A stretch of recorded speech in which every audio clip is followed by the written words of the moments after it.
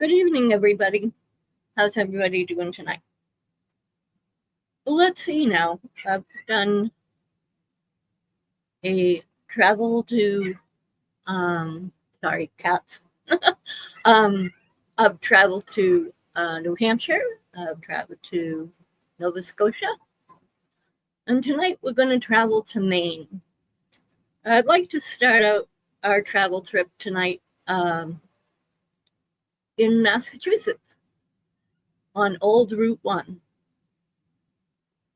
The reason why I want to start there is because I grew up right off of Old Route 1 in Saugus, Massachusetts, and I have a lot of history there. So I figured I'd bring you along for a look back at Old Route 1 in Saugus. We can start out by talking about some of the great places to eat, some of the historical places on Old Route 1. And another reason why I want to start with Saugus is because the neon signs, the giant cactus, the fact that Old Route 1 used to have an airport right along that went right up Old Route 1.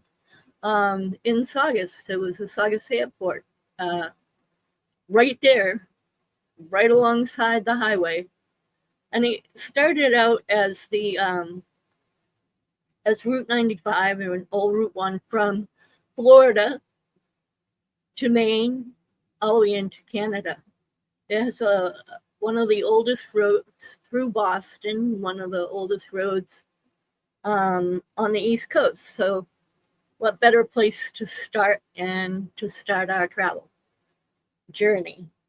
I grew up in Massachusetts and Saugus in the 1960s, back when it was tarred, pretty much tarred. And then I watched it go through from a 2-lane highway with actually a stop sign, I believe, that used to cross from Linfells Parkway onto northbound lane of Old Route 1, and to a traffic light that we would stop at, and the traffic on both sides of the highway would stop, and you would go from the Linfells Parkway up north on Old Route 1, and I believe you could go south, right, where the Red Coach Grill was. Spot's trying to climb over here and come see y'all. He's climbing over everything. Let me move some stuff so he doesn't knock anything over. Oh, I guess he's going to lay down. So yeah, and then came the 4-lane highway. I believe how many lanes is it now? Is it still 4 lanes? I believe so. I believe it's still a 4-lane highway. So, growing up there was tons of restaurants, tons of neon signs. There was a diner, and I didn't write that one down, and my aunts were car hops there. Let me see if I got that. Here comes Spot. I'm distracted because this is how it all starts. With the cat's got to settle down. I got to settle down.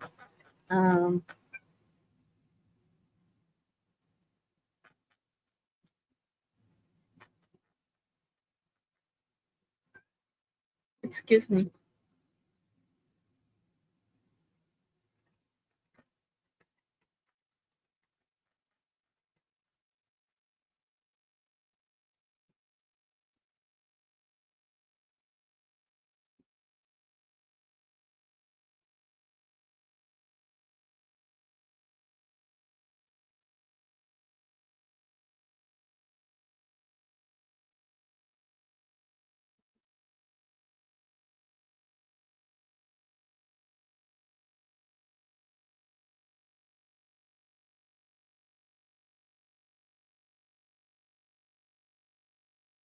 They're only going to tell me the new ones, not the old one.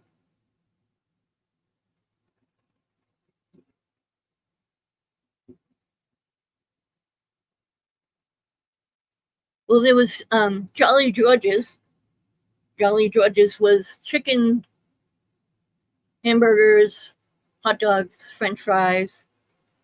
That was Jolly George's. I really want to remember the name of that diner.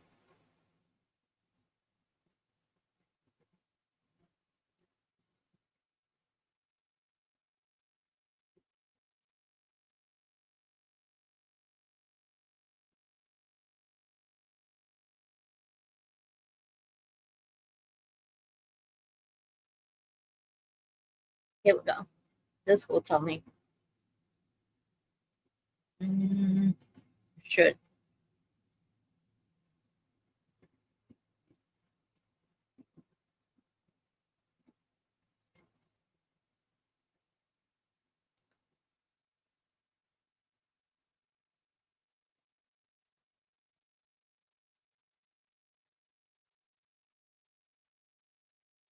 Excuse me.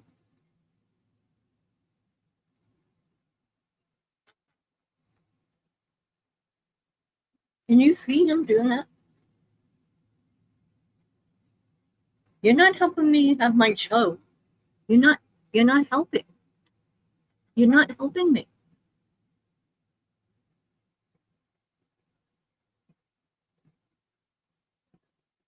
They're talking about the Hammersmith and the Irontown Diner, Saugus Cafe, Kowloon's.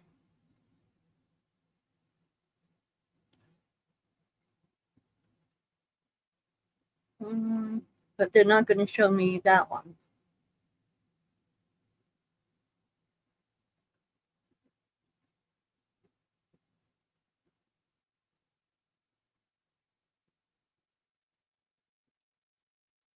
And I'm going to have one of those things where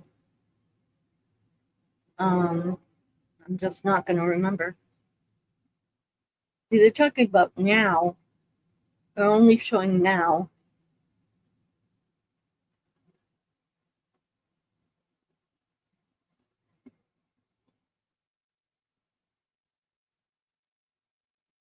Prince Pizza.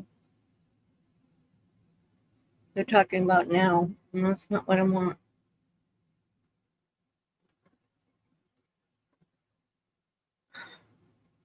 Hey, Google, places to eat in the 1950s in Saugus, Massachusetts. In the 1950s, Saugus, Massachusetts offered several popular dining spots, particularly along Route 1. Notable places included Kowloon Restaurant, opened as Mandarin House in 1950 and renamed Kowloon in 1958. It was, and still is, a prominent establishment for Chinese and American cuisine. Hilltop Steakhouse, famous for its large portions and the iconic plaster steer, it was a very high-volume restaurant. The Pewter Pot, known for its coffee and hearty fare like chowders and sandwiches. Adventure Car Hop, a popular drive-in restaurant on Route 1. That was it. Adventure Car Hop. The Saugus Cafe, a long-standing establishment that was torn down and rebuilt in the 1950s. Prince Pizzeria. While built in 1961, it was originally a drive-in pizza place known as Leaning Tower of Pizza, potentially having a presence in the late 50s in that form. Ballard Restaurant, a long-standing family-owned restaurant on the waterfront.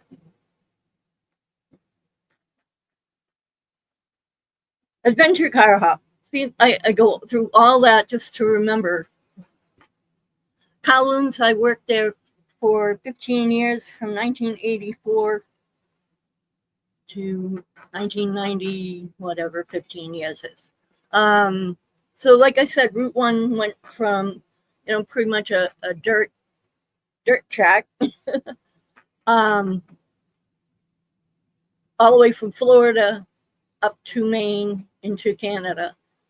And so that's where I wanted to start out our adventure, not the live stream being all kitty land and getting them all confused. Yes, Mr. Spot. Black.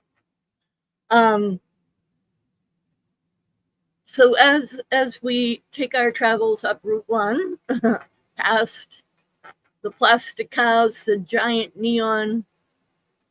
I forget how high that was.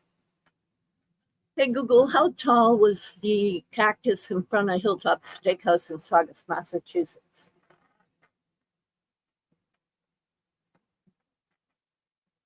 The neon cactus in front of Hilltop Steakhouse in Saugus, Massachusetts was 67 to 68 feet tall.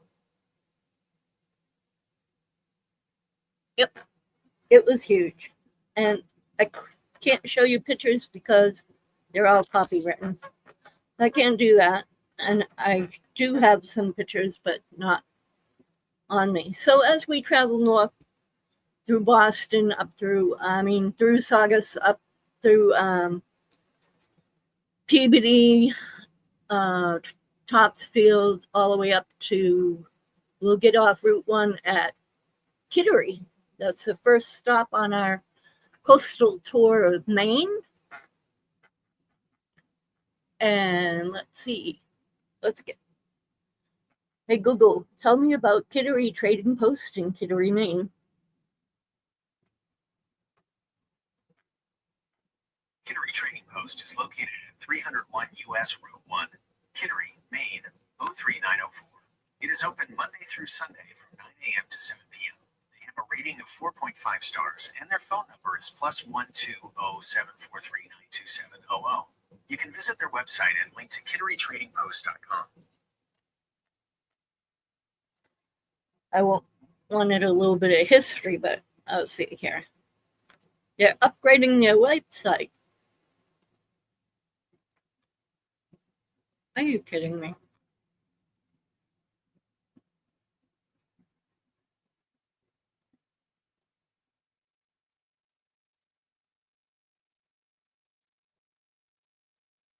I'm batting 1,000 today. So during my summers with my kids, I would travel up to Maine through the coastline and get off and go to the Kittery Trading Post, the Weather Vane restaurant, and then drive up to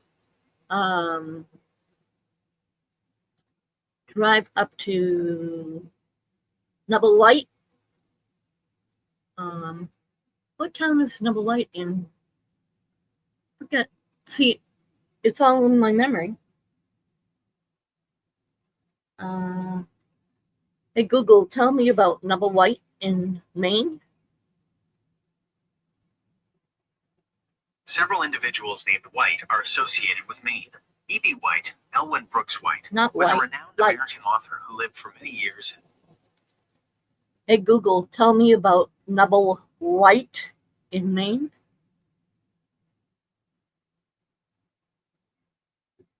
Noble White can refer to. Wow.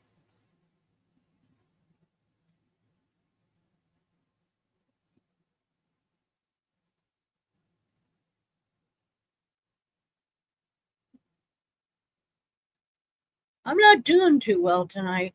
I thought I was going to have a nice, entertaining show here.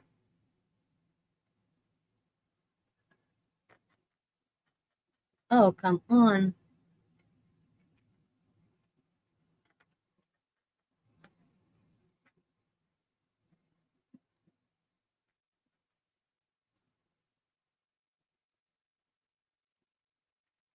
Get off of my computer. No, no, no. You stay off the computer.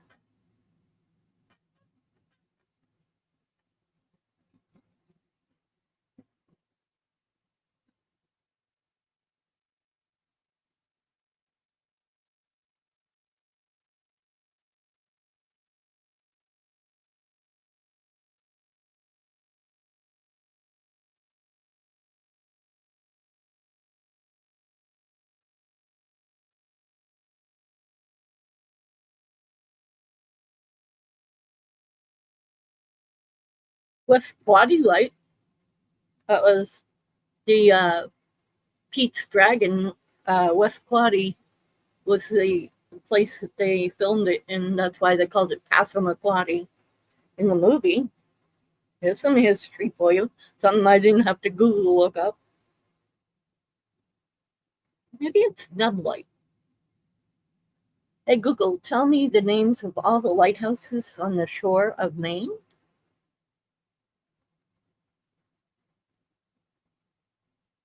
Maine has over 60 lighthouses along its shore, inlets, and islands. Oh, Some prominent ones include Portland Headlight, Pemaquid Point Light, Cape Nedick, Double Light, Bass Harbor Headlight, Marshall Point Light, and West Quaddy Headlight. see, that's what Nubble, right there, Cape Nedick, Nubble Light. Why couldn't you find it when I asked? Let's see, Cape.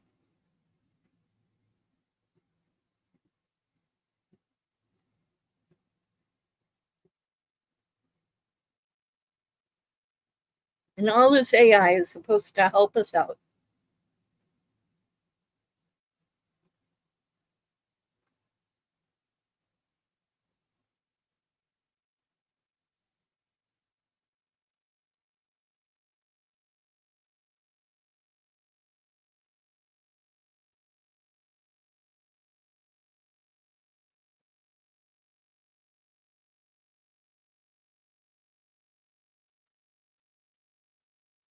Doesn't help that my screen is like cracked total. My phone is actually cracked totally in half. The only thing that's holding it together is this case.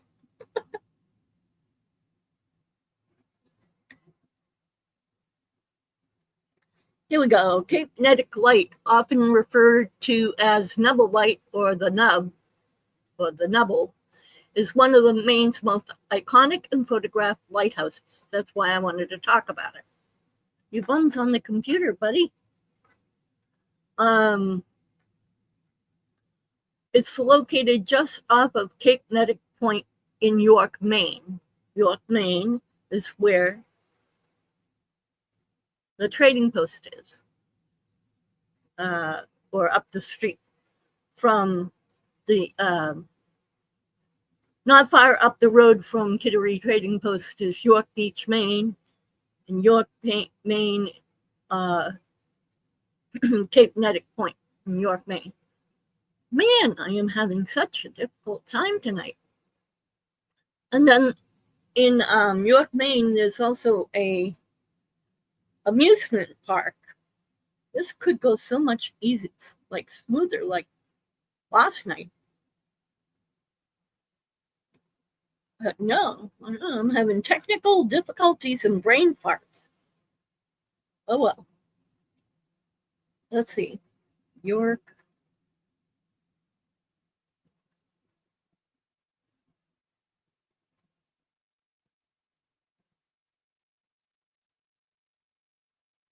Beach.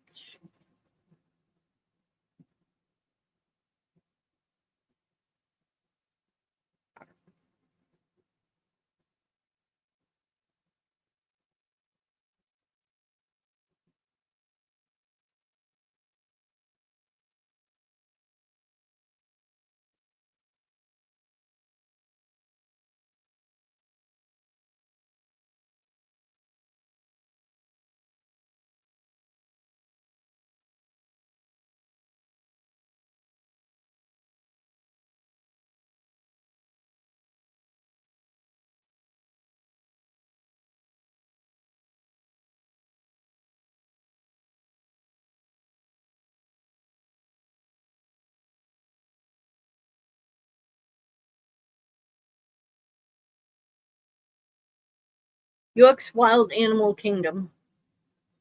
That's what it's called, not York Park. York Beach Animal Kingdom. Hey Google, York Beach Animal Kingdom. York Beach Animal Kingdom is officially known as York's Wild Kingdom, a zoo and amusement park located in York Beach, Maine. It's open seasonally, typically from Memorial Day to Labor Day. So that's where I used to take my kids There's also Ellis Park and Long Sands Park, also in York, Maine. Um, it was a fun place to stay. Let's see. Maybe they got some pictures here.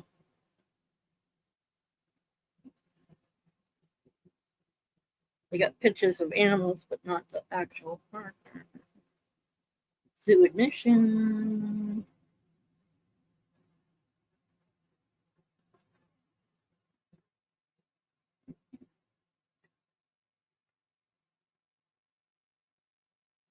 They have rare species and knowledgeable curators at the park.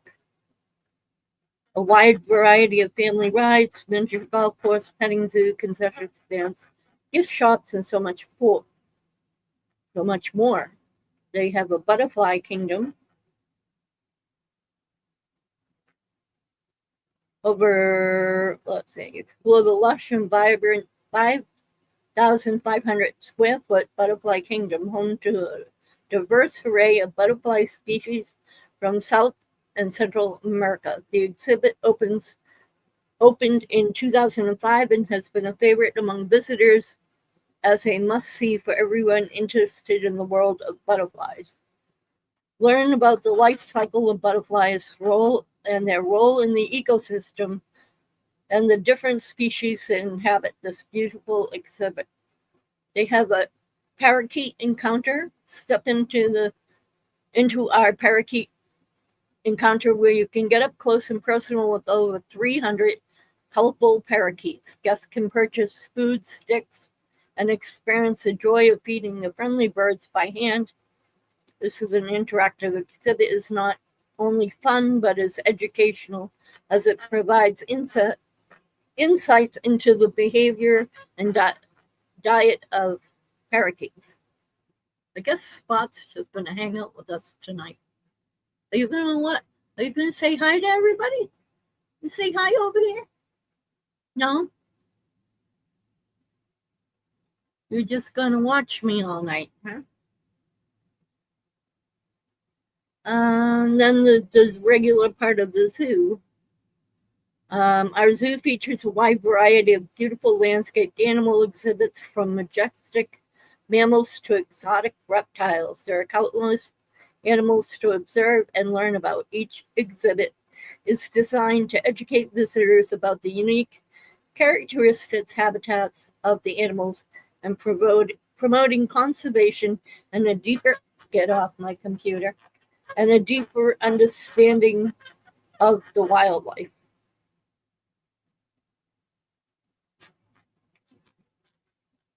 Let's see. I'm looking to see the prices.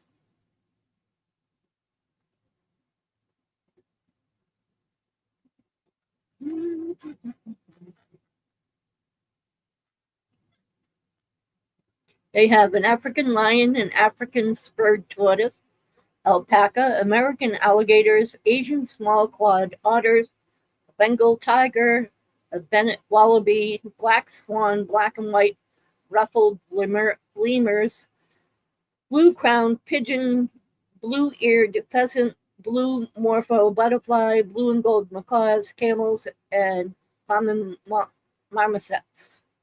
Common squirrel monkey, Debraza guion, ducks, Duvenboy, bod, Duvenbode lorry, Elliot's pheasant, emu, Eurasian eagle owl, Eurasian link, fallow deer, Fennec's fox, Jeffrey's marmosets, go-away bird, gold pheasant, gold-headed lion tamarin, Grant's zebra, green-winged macaws, rivet monkey, and Payan pheasant, Indian peafowl, Isabella butterfly, Julia butterfly, kookaburra, Lady Amherst pheasant, a Lady Ross turco, ostrich, owl, butterfly, parakeets,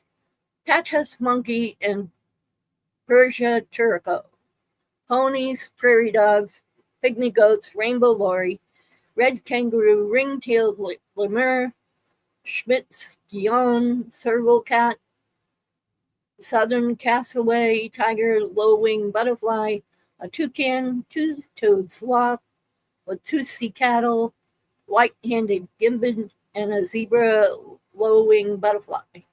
Animals are subject to change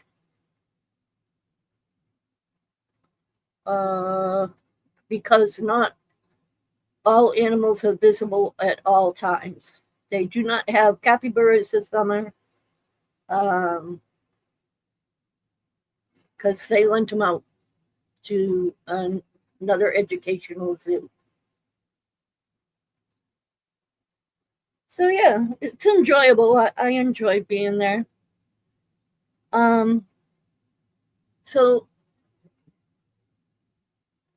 when I went to Maine, I would go with the kids to York Beach and up the coastline, go swimming, go to Kennebunkport, all up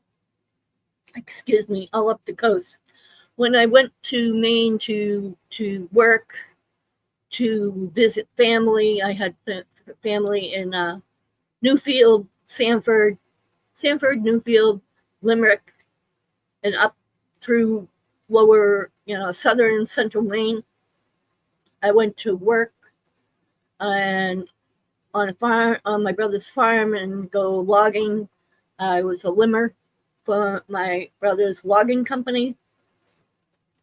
We would go hiking. There's plenty of hiking places.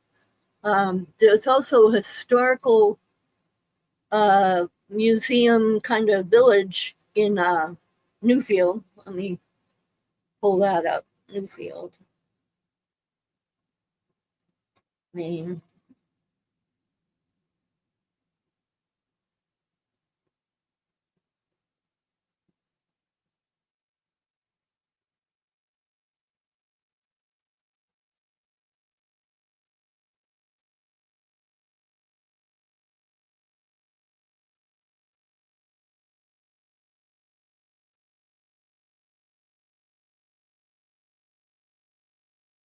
Willowbrook Museum Village. That's where it was, walking distance.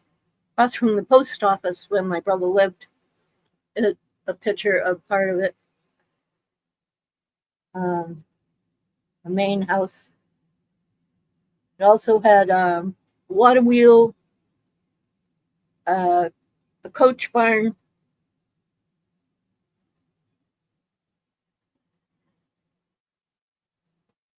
an ice cream shop. This is some of how the house was decorated in the 1800s. This is the gift shop. I used to buy all kinds of things. My mom wanted to have miniature. She always wanted a dollhouse, so I bought her miniature furniture and things from up there. In the gift shop, you can see they have doll houses and everything. So I used to buy my mom doll houses and homemade jams and jellies and everything. This is, I believe it's a schoolhouse. Yeah. The Fenderson Schoolhouse. One-room schoolhouse. That's what it looked like.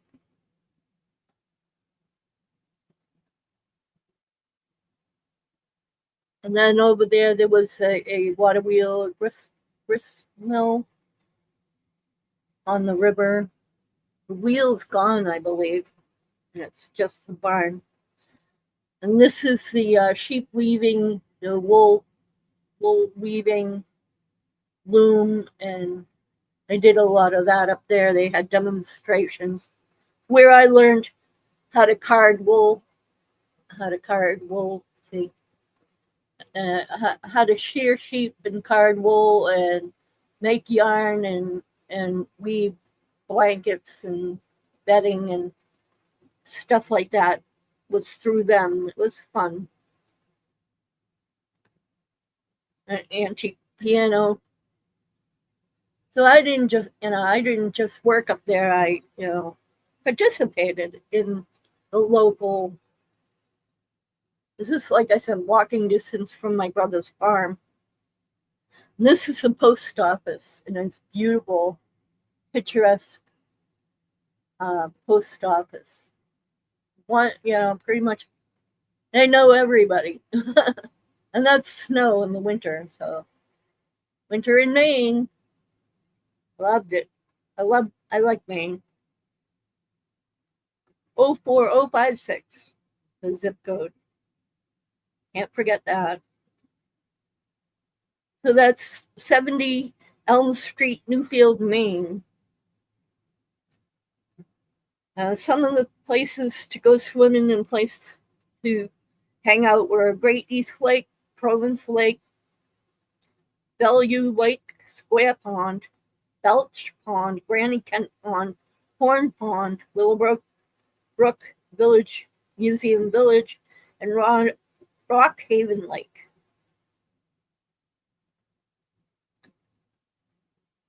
Newfield, Maine offers a mix of outdoor activities, including local farms and opportunities to connect with nature. Visitors can enjoy hiking trails at Sawyer Mountain Highlands, which was a very great hike. I loved hiking there. And you can visit Pine River Pond for water activities, explore Newfield Public Beach by Rock Haven Lake. Other options include exploring local farms like Harris Turkey Farm and Libby and Sons U-Picks. And my sister-in-law is married to a Libby, so it's like everybody knows everybody. Everybody's kind of related. So the hiking, water activities, and nature and wildlife.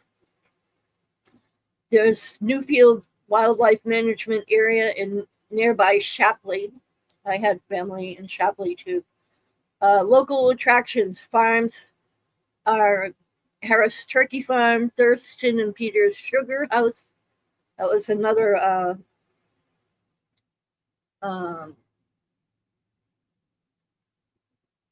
syrup, maple barn, a sugar house. Libby and Sons U-Picks, breweries, Guinness Brewing Company for local craft beers.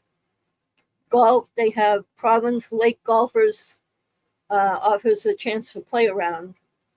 It says consider exploring nearby towns for more options like Limerick for horseback riding. I have my nieces and nephews, a lot of them live in Limerick. And I visit there all the time too when I go to Maine. If you're looking for more adventurous activities, you can consider a trip to the coast for whale watching and lobster boat tours. Check out the local events happening during your visit on our website, like Eventbrite. And then I have a whole thing about Harris Turkey Farms on West Newfield, Maine TripAdvisor. Let me see if we got.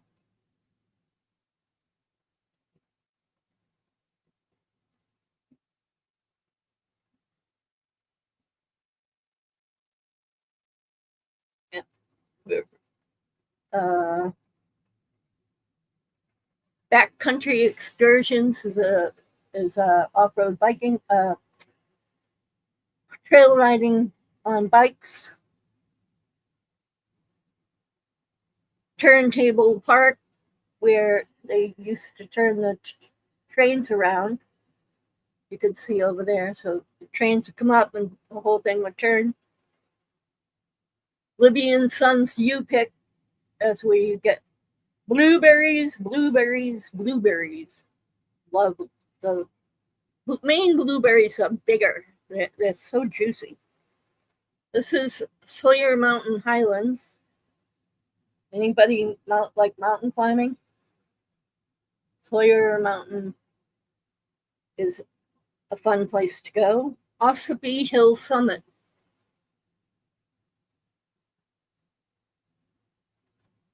Lake Ossipee isn't that far away either. Places to stay, the Jeremiah Mason House Bed and Breakfast. I've never stayed there, but I plan to. It's really pretty on the side. Wakefield Inn and Restaurants. Their prices are $118 a night and up. Jeremiah Mason House is $94.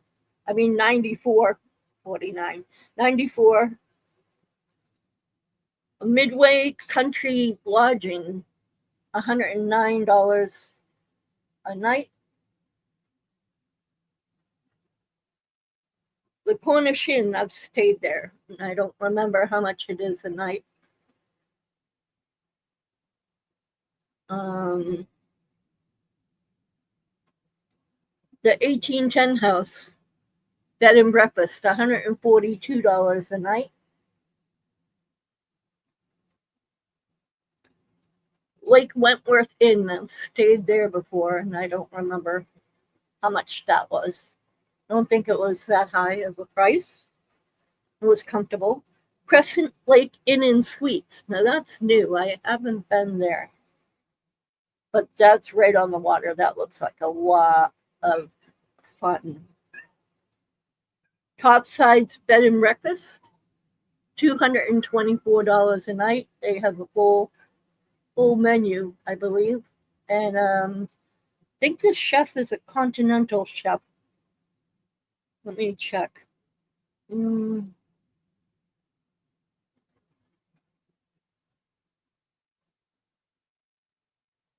see.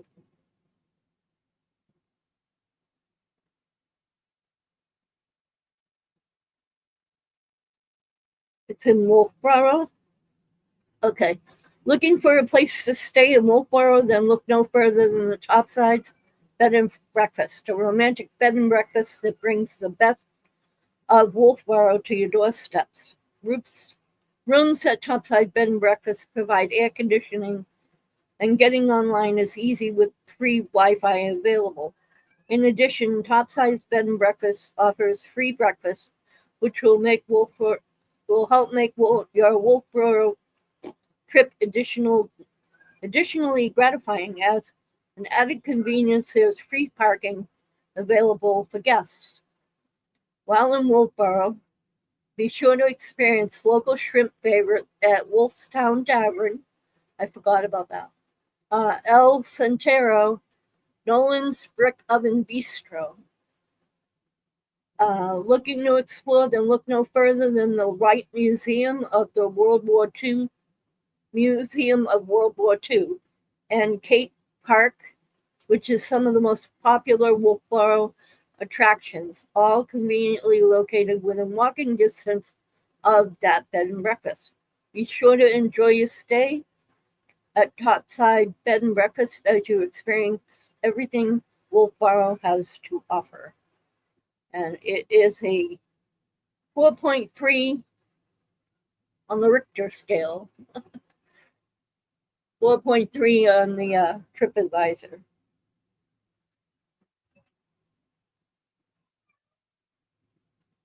So let's see, farther up in Maine, Bar Harbor, like I said, is where I used to take the ferry to Canada. Been to Portland, Maine. That's kind of big city-ish. Try to think of what I did there. What did I do there?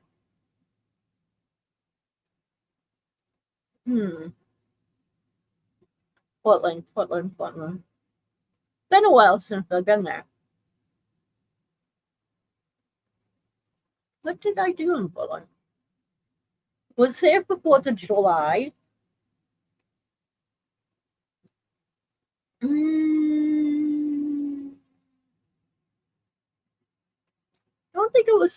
Portland, I met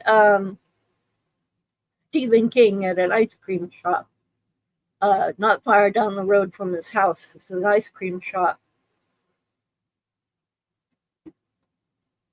And I was in line and I was talking to my kids about, Stephen King doesn't live that far from here. And, he's a great writer. Hey, knock it off.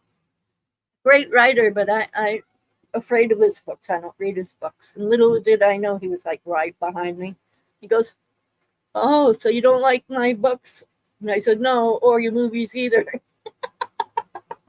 I said, "No, they're great. I'm not into that stuff, I'm not into creepy, crawly, icky, Pet Cemetery stuff like that." So he found me intriguing. So he sat with me and the kids and talked while we ate our ice cream. It was pretty cool.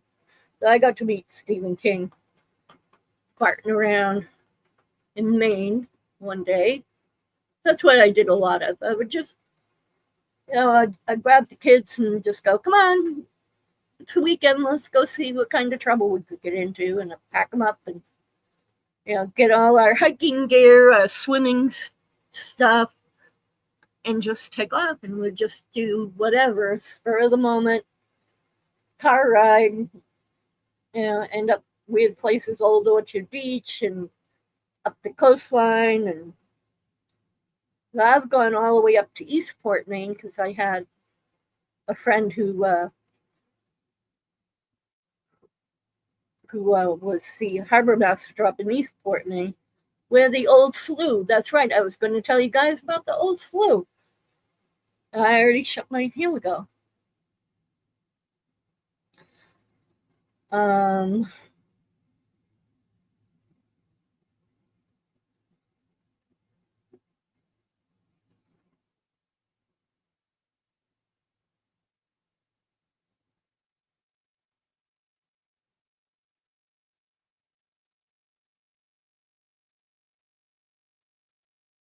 Eastport, Maine.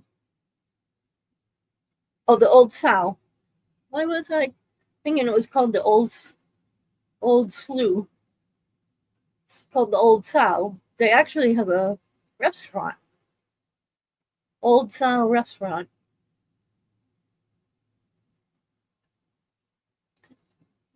Okay, so talking about how close it is. Let's see.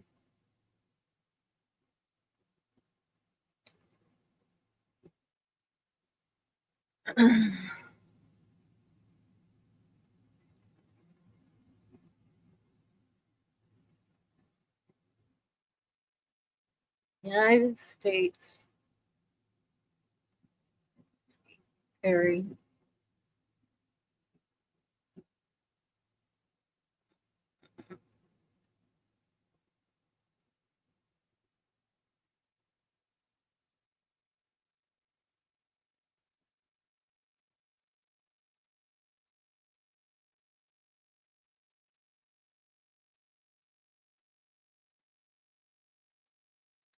There we go. There's some pictures. I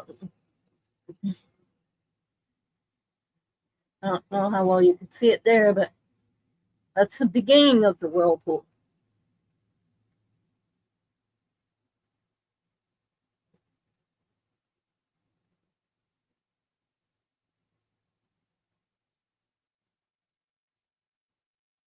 Deer Island and the Old Sow whirlpool. So what would happen is the water would come up into the cove and out of the cove and cause the whirlpool. I'm trying to see if there's a good picture of it.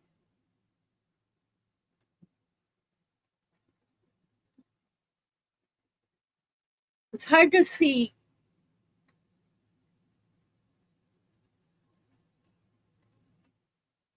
It's hard to understand on a flat picture. That's the problem. It's like,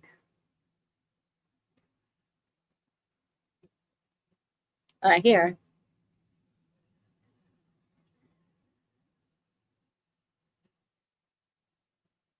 Can you see it going? I don't know if you can see it. The ring light wasn't so ring lighty. Let's start that again. Hang on.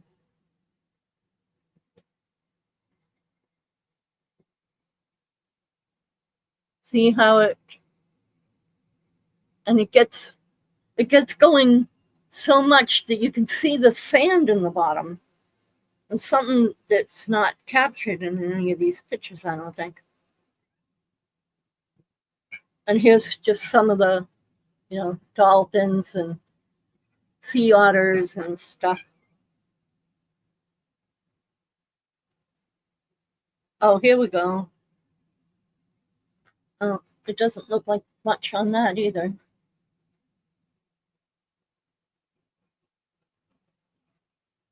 Hang on.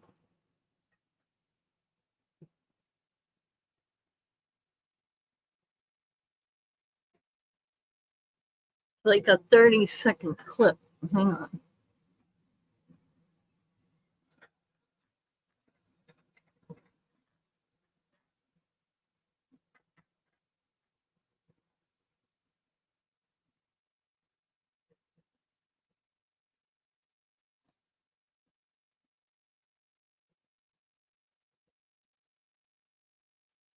But that still wasn't a high, low tide view of it, really.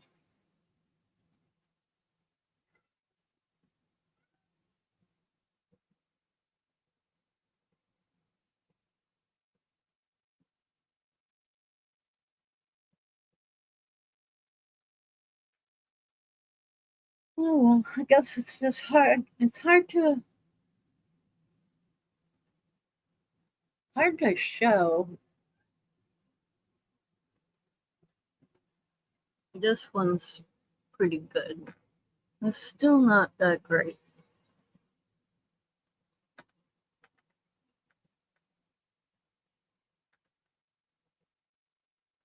Let me start that one.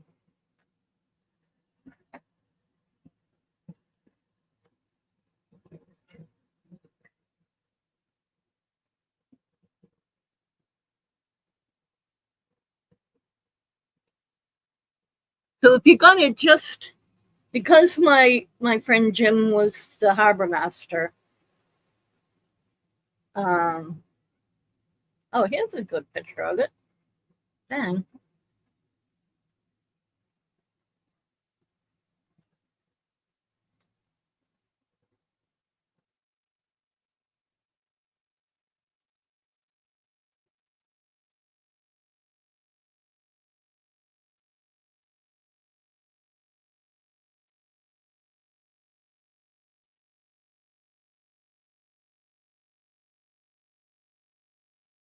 and it would get wider and deeper during certain tides.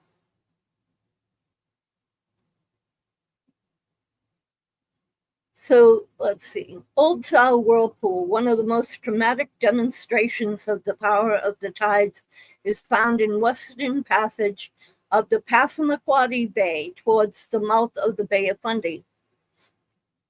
Passamaquoddy.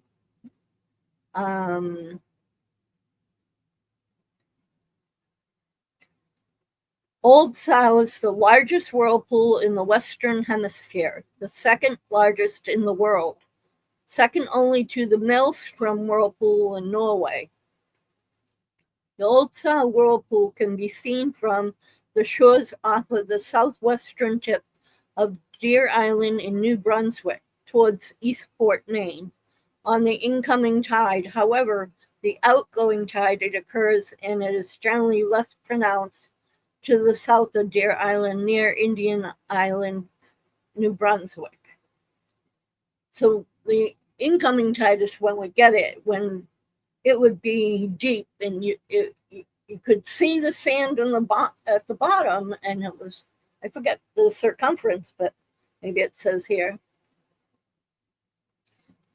This powerful whirlpool is formed when rising tide passes both sides of Indian Island, taking a sharp right-hand turn around the southern tip of Deer Island to flood the Western Passage, a current over 6 knots, which is 11 kilometers an hour or 6.9 miles per hour, has been experienced off of Deer Island Point. In addition to the waters pressing through the narrows straits, the waters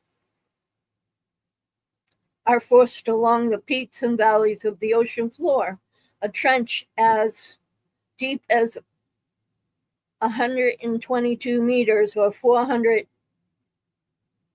feet, followed by a reduction of water depth to 36 meters or 119 feet, again followed by a depth of over 104 meters or 350 feet. So that's why I'm telling you how deep it was. We would get into a 16-foot about outboard motor boat with Jim, and we would go around inside the whirlpool. And if you looked up, you had to sit just right in the. He was good at it, and he was like the only one who was allowed to do that. That other people tried. That you could see the sand at the bottom, and then look up, and it was still so high overhead. And these pictures just don't really do it justice. The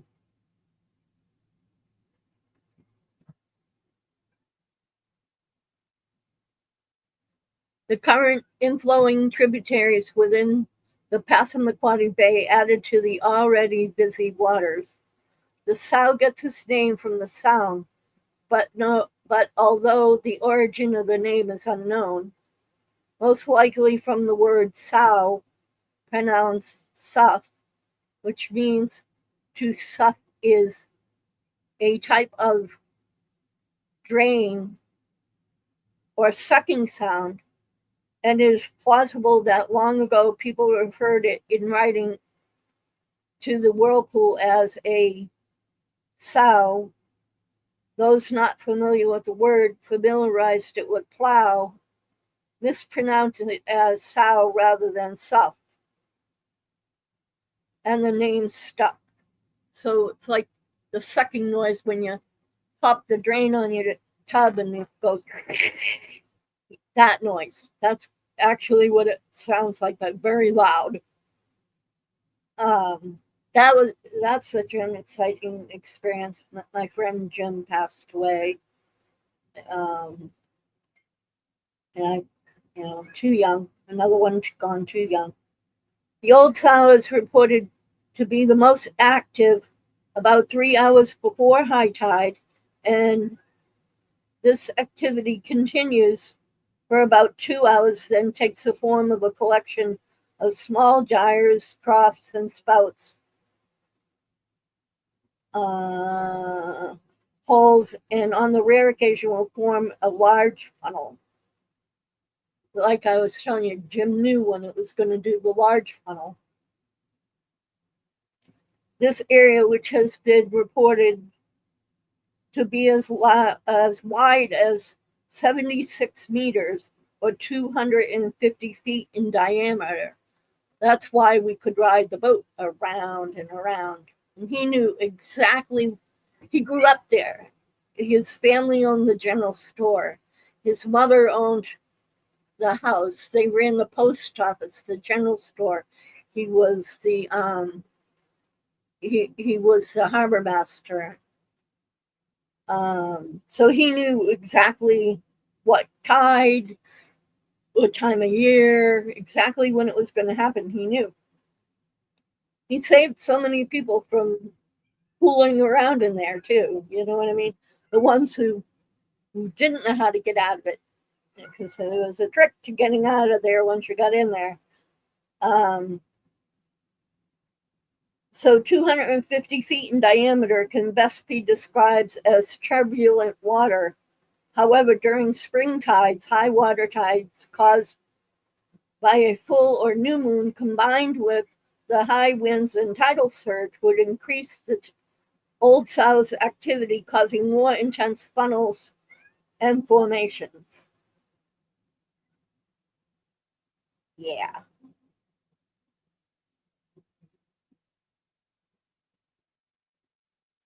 One of the comments says, we have been researching and it seems like there is some sort of sea monster. There's also a whirlpool at Thomas Coves in Economy, Nova Scotia. Have not seen it, but lobster fishermen have spoken of it in the past. Dave Rolston says the picture doesn't do it justice at full tide flows, especially half tide dropping. That teeny whirlpool in the picture is 1 kilometer across. In the mid 1980s, I was on the CCG Tupper, and the skipper took that 1,900 ton, 205-foot boat through, and we were spun around 3 times, so there was nothing we could do. And then she spit us out.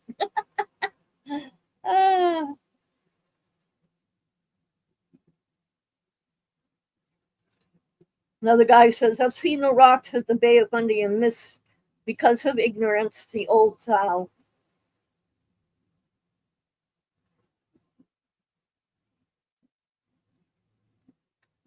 Yep, there's lots of stories, lots of mystery, lots of different things about the old sow and Maine. Eastport's nice. They have good food. Moose Island has the Old Sow Grill, the Old Hooker's Pub, and the old,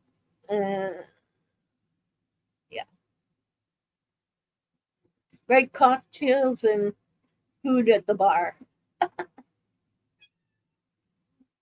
Let's see, where else? I haven't been all over Maine.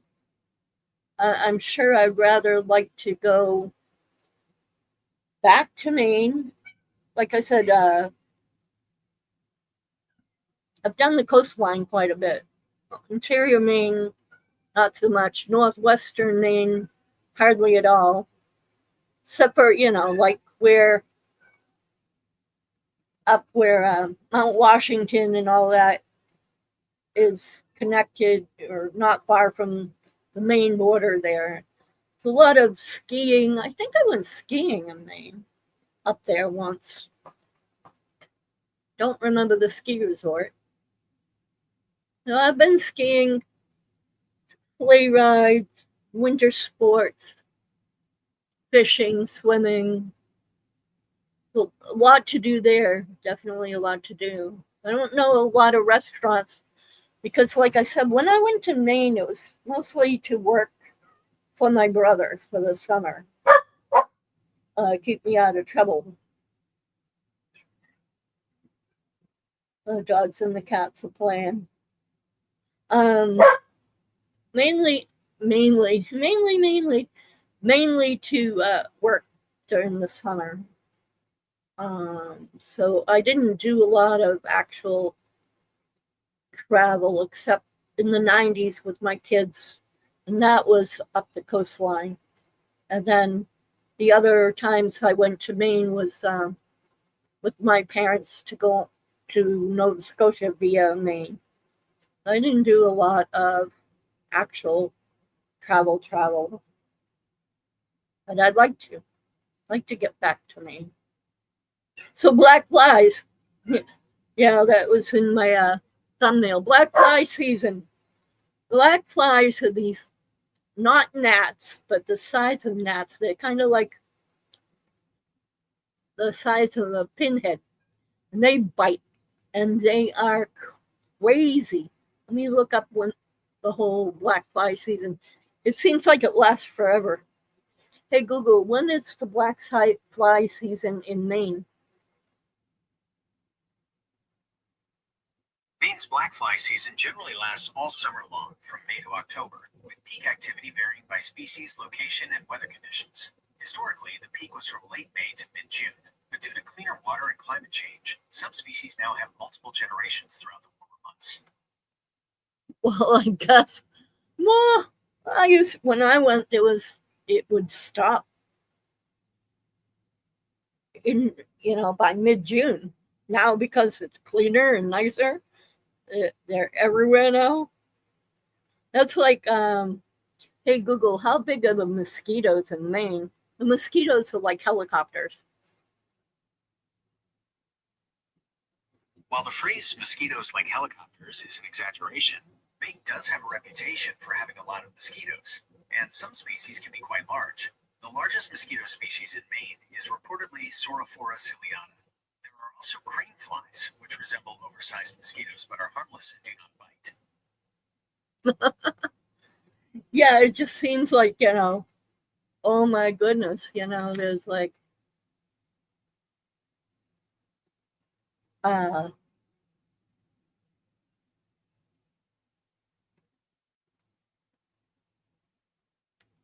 it just seems like they never end.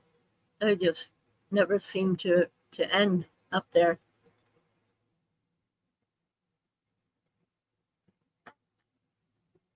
What town in Maine has the cheapest real estate prices?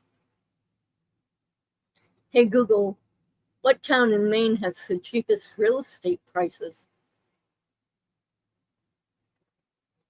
Caribou generally has the cheapest real estate prices in Maine, with a median home value significantly lower than the state average.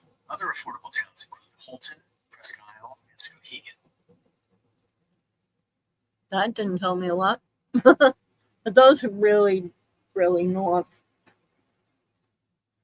Well, anyway, what a bumbling start to this live stream, but hopefully there was some information that you guys liked, and check out some places. Definitely check out Old Sow if you get a chance, of either in New Brunswick, Canada, or Eastport, Maine, because that's definitely something to see. Bay of Fundy has the biggest title changes. I don't know if it's in the world. Let me ask. Hey Google, does the Bay of Fundy have the largest title changes? Yes, the Bay of Fundy has the world's largest tidal changes, with some areas experiencing a difference of up to 16 meters, 53 feet, between high and low tide. Yeah, that's what I thought. I like to make sure that I know what I'm talking about. Anyway, I'm sorry tonight was kind of, here, there, and everywhere. It's just been my day today. I've been a little not on the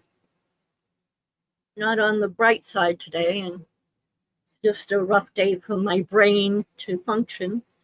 And I guess the kiddies wanted to have center stage today, so a lot of table rocking and Kitty playing with the computer. So that was Spot. And like I said, we have Spot. We have Shiloh. You've met Shiloh.